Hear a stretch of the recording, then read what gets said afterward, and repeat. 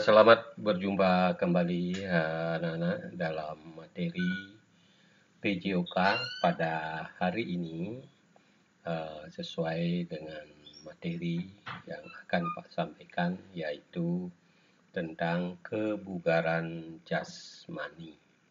Nah, pada prinsipnya kebugaran jasmani itu wajib dimiliki oleh setiap orang, di mana kebugaran jasmani itu adalah merupakan kebutuhan pokok untuk setiap orang bisa melakukan suatu aktivitas.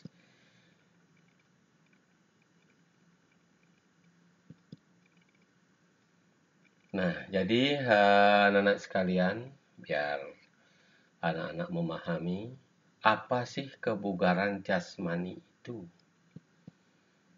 Nah, jadi kebugaran jasmani itu adalah merupakan kemampuan seseorang untuk melakukan aktivitas sehari-hari tanpa merasakan kelelahan yang berarti dan masih memiliki cadangan energi untuk melakukan aktivitas lain. Nah, dalam kesempatan ini, satu contoh seseorang yang dikatakan tidak memiliki kebugaran jasmani adalah jadi seseorang yang dalam keadaan kondisi tidak baik, sakit, pada saat-saat tertentu, pada saat emergensi. Satu contoh, misalnya tiba-tiba ada gempa. Jadi orang yang tidak memiliki kesegaran jasmani, mereka tidak akan mampu berbuat apa-apa. Nah, kalau kita yang memiliki kebugaran jasmani, setelah kita melakukan aktivitas, namun kita masih memiliki cadangan tenaga untuk mempersiapkan diri, paling tidak kalau ada gempa kita bisa bereaksi cepat untuk lari. Nah, ini yang dimaksud dengan kebugaran jasmani. Nah, selanjutnya di dalam hal ini ada unsur-unsur kebugaran jasmani. Jadi yang mempengaruhi unsur-unsur kebugaran jasmani itu diantaranya satu, yaitu daya tahan jantung paru. Kemudian yang berikutnya adalah daya tahan otot. Selanjutnya adalah kekuatan otot itu sendiri. Kemudian kelentukan. Nah, yang terakhir adalah komposisi tubuh. Nah, ini adalah merupakan unsur-unsur kebugaran jasmani. Nah, sedangkan daya tahan jantung atau paru di sini Pak jelaskan, yaitu kapasitas sistem jantung atau paru dan pembuluh darah untuk berfungsi secara optimal dalam melakukan aktivitas sehari-hari. Nah, daya tahan jantung dalam hal ini atau paru, ini anak-anak bisa bedakan antara seseorang perokok dan tidak perokok. Karena perokok itu adalah mempengaruhi daripada kekuatan jantung dan merusak paru itu sendiri. Nah, di sini kalau seseorang yang tidak perokok, dia akan mampu bertahan lebih lama. Ya. Selanjutnya, untuk mencapai atau meningkatkan daya tahan jantung atau paru dan peredaran darah, dalam hal ini bisa anak-anak lakukan, yaitu dengan lari secara terus-menerus. Lari yang dimaksud dengan lari secara terus-menerus dalam hal ini adalah berguna untuk memperbaiki keadaan tetap atau keseimbangan antara pengeluaran tenaga, pengambilan zat asam, dan latihan berlangsung dengan baik. Jadi inilah anak-anak, jadi yang dimaksud adalah lari secara terus-menerus dalam artian kita mengatur ritme. Jadi bukan terus-menerus setiap hari terus lari. Jadi ini Yang kedua, berikutnya adalah lari dengan kecepatan dan jarak yang bervariasi. Nah, itu sangat berguna untuk memperlancar, memperbaiki ketahanan organ-organ tubuh dan bagian-bagian lain dari tubuh. Nah, berikutnya lari fartlek berguna untuk membangun, mengembalikan, dan memelihara kondisi tubuh seseorang. Nah, biasanya pada umum lari fartlek ini itu bisa dilakukan yaitu dengan lari, kemudian jalan, dan juga ada rintangan-rintangan. Yang terakhir itu ketiga adalah lari di bukit-bukit. Nah, lari di bukit ini bertujuan untuk mendapatkan otot-otot yang kuat. Nah, kenapa dikatakan dalam hal ini satu contoh untuk mendapatkan otot-otot yang kuat lari di bukit?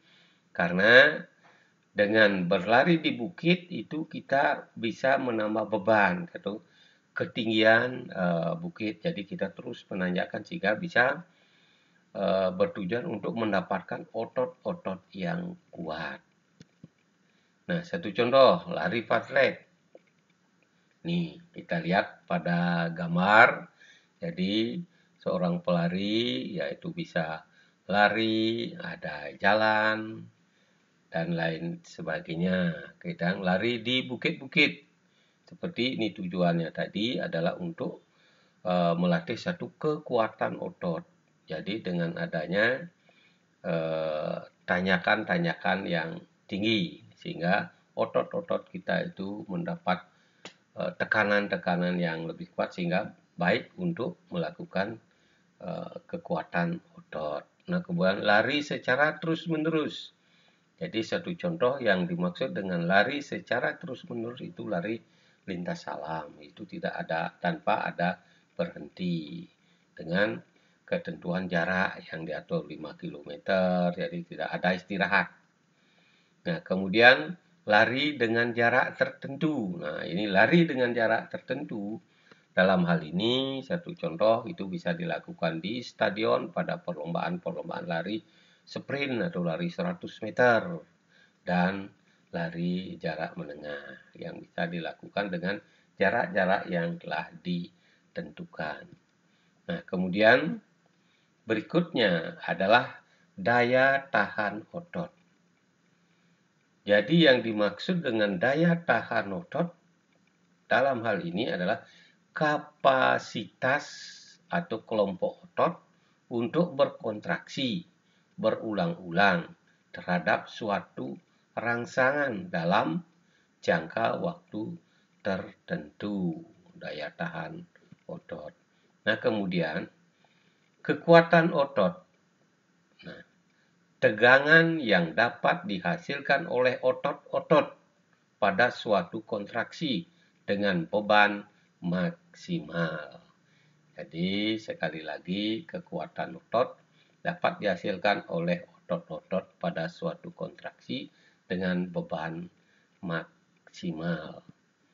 Nah, meningkatkan kekuatan otot. Jadi untuk meningkatkan kekuatan otot itu bisa kita lakukan dengan kegiatan-kegiatan atau olahraga yang disebut dengan push up bertujuan untuk melatih kekuatan otot lengan dan otot bahu. Nih, anak-anak untuk melakukan push up. Jadi tujuannya untuk memperkuat otot lengan dan otot bahu.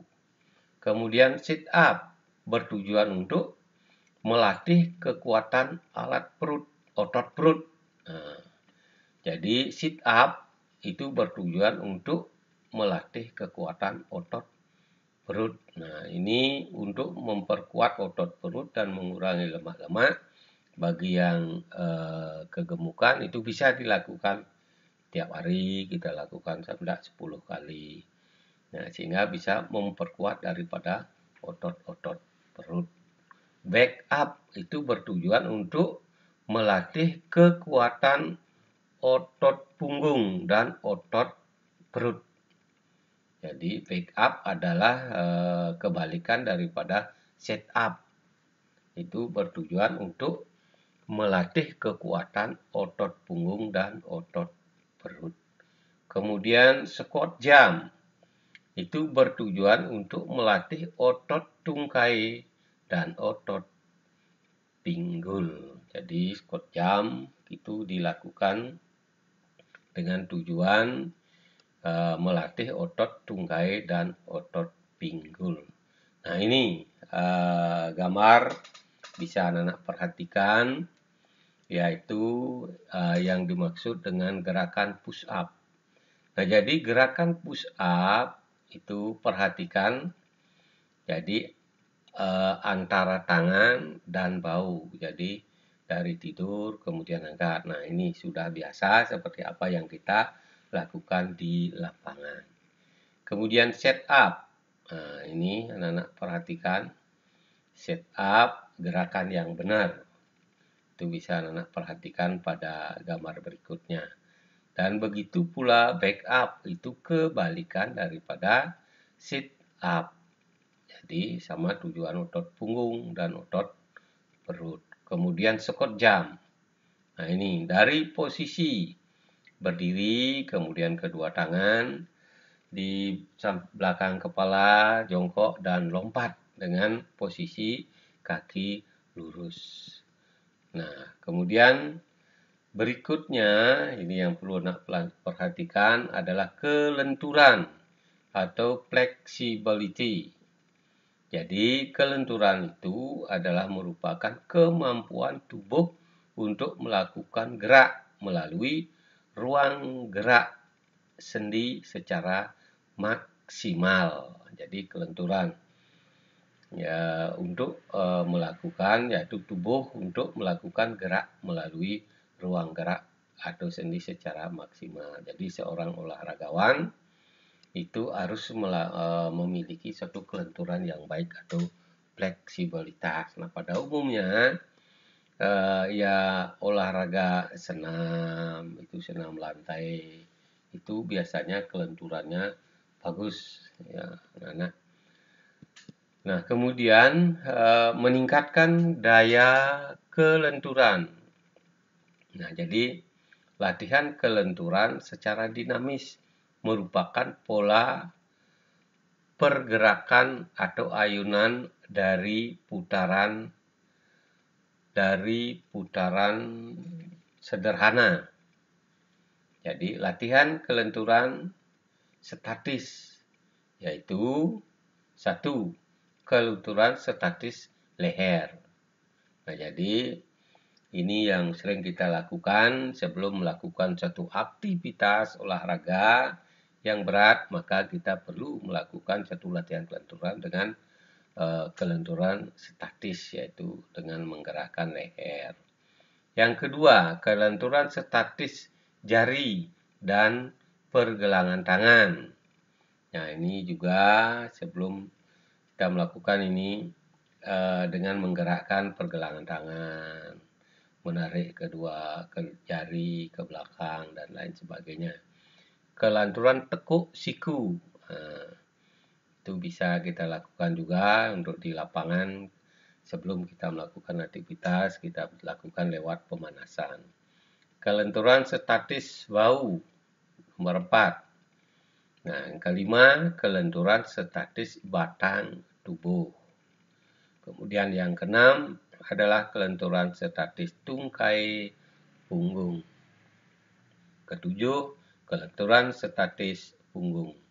Kedelapan, kelenturan statis pergelangan kaki, tungkai, dan punggung. Duduk lurus. 9 adalah merupakan kelenturan punggung dan tungkai. Nah, komposisi tubuh, jadi pada kesempatan ini, berat badan tanpa lemak terdiri dari massa otot. Jadi sekali lagi, berat badan tanpa lemak terdiri dari massa otot. Nah, di sini 40 dikurangi 50%. Jadi tulang dan organ tubuh itu 29 dikurangi 39%.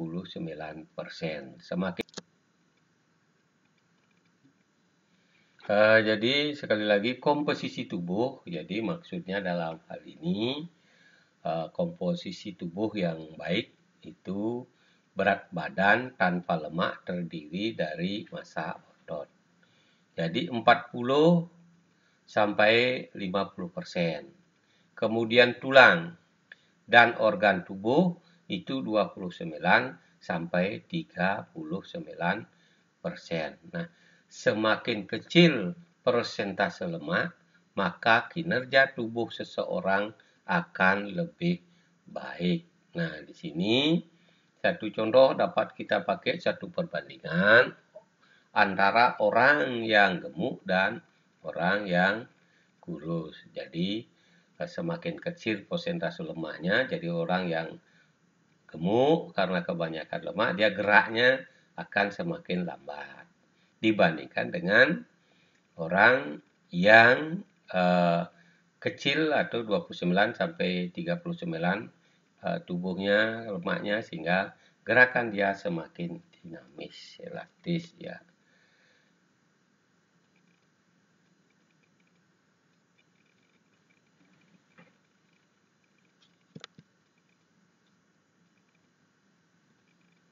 Jadi latihan untuk mencapai tujuan tersebut meliputi pemanasan dan penguluran untuk meningkatkan fleksibilitas otot. Jadi sebelum melakukan suatu aktivitas yang berat, perlu diawali dengan melakukan latihan pemanasan, latihan ringan. Kemudian meningkat ke yang lebih berat. Nah, kemudian latihan power untuk meningkatkan kekuatan dan ukuran berat otot. Jadi power itu tenaga yang perlu ditingkatkan. Jadi dengan tenaga power yang bagus, maka peningkatan kekuatan otot itu akan besar. Jadi ukuran besar otot akan. Nah, kemudian latihan kebugaran jasmani bersifat aerobik mengakibatkan kinerja tubuh lebih efisien. Jadi aerobik itu ada senam kebugaran jasmani, itu dapat dilakukan dengan irama musik dan lain sebagainya. Nah, jadi manfaat kebugaran jasmani. Manfaat kebugaran jasmani dalam hal ini ada 15, yaitu 1, terhindar dari penyakit jantung. Jadi karena sudah terbiasa, jadi kesegaran jasmani itu dapat sudah terlatih sehingga kita bisa terhindar dari penyakit jantung. Yang kedua, dapat terhindar dari resiko diabetes. Nah, jadi kemudian yang ketiga, terhindar dari hipertensi. Ya. Kemudian yang keempat, menurunkan kolesterol jahat dalam tubuh.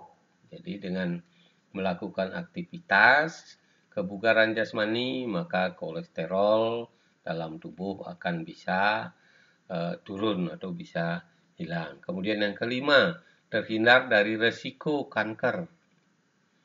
Yang keenam, terhindar dari osteoporosis atau tulang keropos.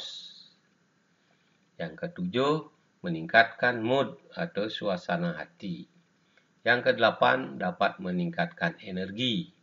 9, mencegah insomnia. Yang ke-10, terhindar dari kegemukan. Ke-11, meningkatkan kecerdasan otak. Ke-12, mencegah penuaan dini. Dan ke-13, mengatasi depresi. Ke-14, terhindar dari kelelahan. Dan ke-15, meningkatkan kesehatan tubuh. Demikian materi yang bisa Pak sampaikan pada hari ini. Dan silakan untuk selanjutnya anak-anak bisa belajar atau bisa baca di buku siswa. Sekian dan terima kasih.